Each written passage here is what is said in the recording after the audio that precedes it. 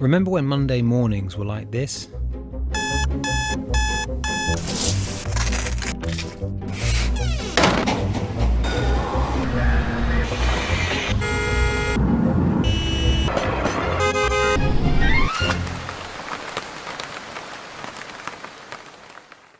They're a bit different now.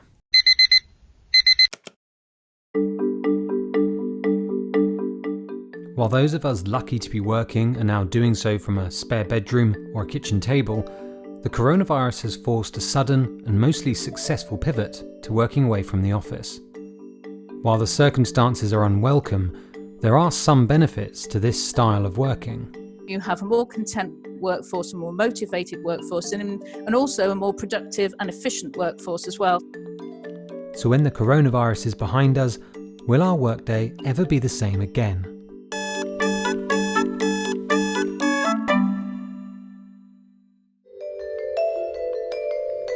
We spend a lot of our time travelling to work, and for most, the commute is getting longer all over the world. Globally, 2/5 of professionals consider the commute to be the worst part of their day. Commuting has been found to be a major cause for stress that impacts on our physiological health and as well well-being. The total working day gets longer, you get less time at home, you do less exercises. When you have long commutes, you also cook less healthy food. I followed Swedish couples over a 10-year period, and we found that commuting long distances to work over 1 hour increases the risk of separation. Overall, we find that it's a 40% increase of risk of separating. Before the pandemic, approximately 25 million US workers spent more than 90 minutes getting to and from their jobs every day. In South Korea, 1 in 4 workers has a journey that long.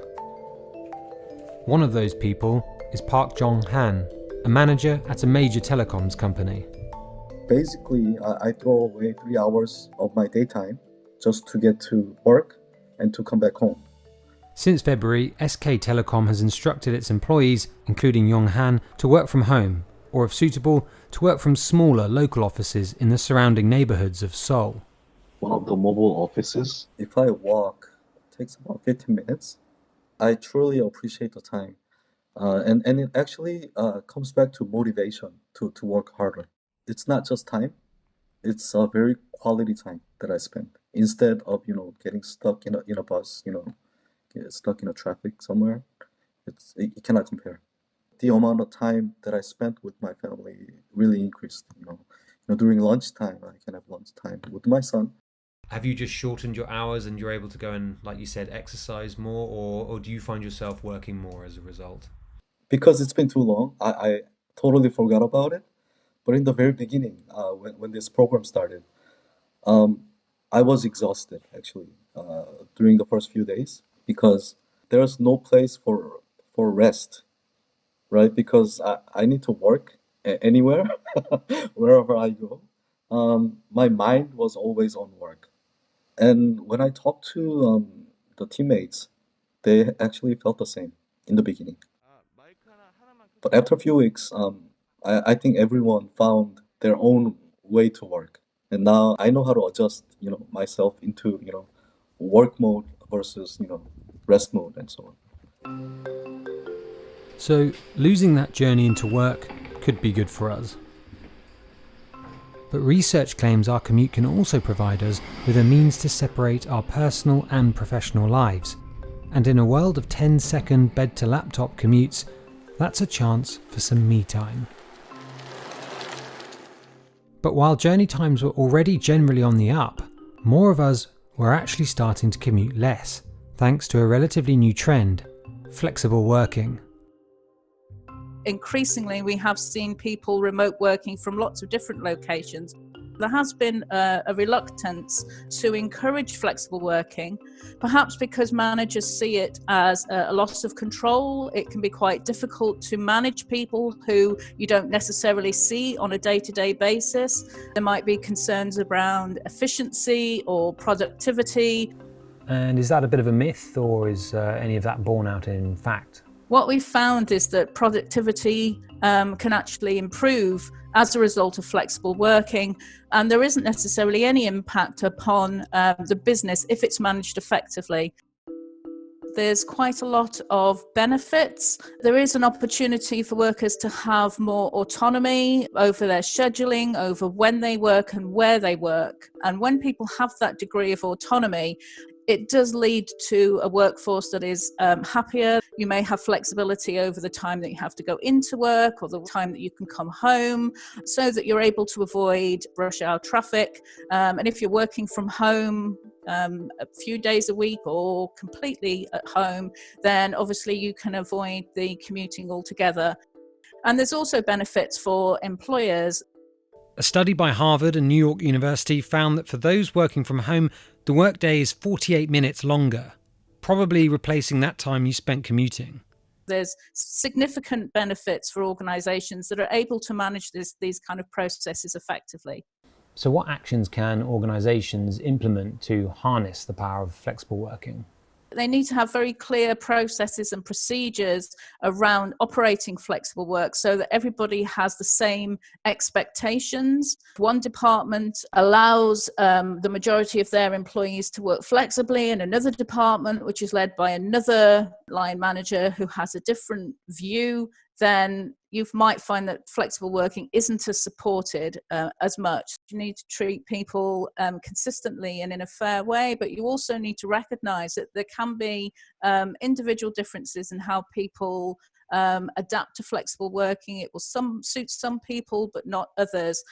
So you do need to have a degree of flexibility yourself as a manager in how you manage teams and how you manage people. And this flexibility can lead to productivity. A 2-year Stanford study of 1,000 employees at one company found that working from a home office resulted in a 13% increase in productivity, and 50% of them were less likely to quit. Despite this, half of them still wanted to go back to the office 9 months later, even though their average commute was 40 minutes each way. Another survey, conducted by Bain & Company on its own employees, found that productivity increased for some thanks to no commute and an ability to focus better at home, but also decreased for others due to a lack of work mindset and a dedicated workspace. So perhaps we'll start to see a more hybrid style become the norm, where for some days we work from home for specific solo tasks, and others we travel to the office to meet and collaborate with the team. The changing nature of our working lives has already led to many white-collar workers leaving the city or moving further out, to find more space, some greenery, or to escape the urban beeps and bustle. One person who misses the commute is Alice Shea, an urban planner and designer. I miss riding the subway. Riding the subway is one of those incredible experiences in New York City. It's got its highs and it's got its lows. But honestly, the subway system in New York City is one of the greatest levers for equity that we have. It is one price to get all the way across the city. Many of us are now working from home, or at least for a couple of days of the week. Will where we live drastically change, do you think? We're in a moment where commutes can be zero. So what does that mean for how we are distributed across our settlements and urban agglomerations? I think it provides a lot of flexibility for certain workers. It's true. But there's other ties that keep people to place, right? It's not just about commute. So that's one factor amongst many. Access to services, access to family, access to the culture that keeps a city alive or your lifestyle interesting. So the city as we know it isn't exactly going anywhere, but it might change in the way that we use it and the way it works.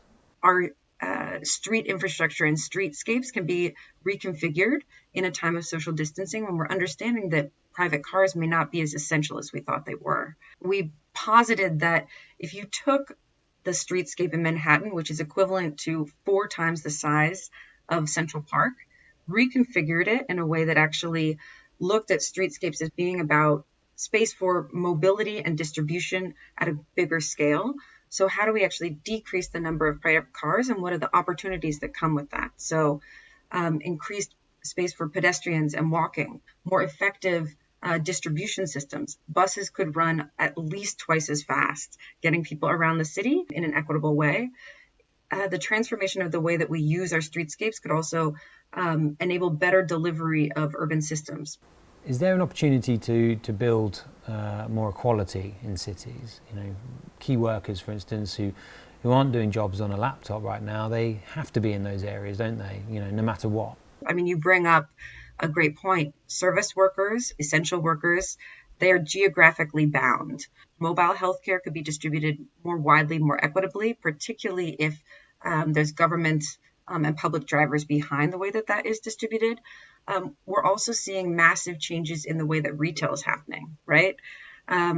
Many shops are closed. When we have times when cities are more porous, when there's flux, when, real estate sector isn't so saturated, that porousness allows for an opportunity for micro-entrepreneurship and also new innovations at a kind of small scale. Small businesses that are starting up, food trucks that are going to be distributing food across the city, different types of services that operate in different types of places. Our changing relationship with work could affect where we live too. It could accelerate a move to what's known in urban planning theory as the polycentric city. Polycentric city would be a place where you can work, you can live, you can recreate, you can have your social life, your family, in a more local and distributed way. In cities like Paris, it's known as the 15-minute city, where daily necessities are within a 15-minute reach on foot or by bike. You reduce transit times, you reduce GHG emissions, and also you provide more equitable, more sustainable access to services by this more distributed city model. But that's not to say that you need to live in the suburbs, right? So what's to say the office can't come closer to us? I think going forward, companies will need to support workers in that externality.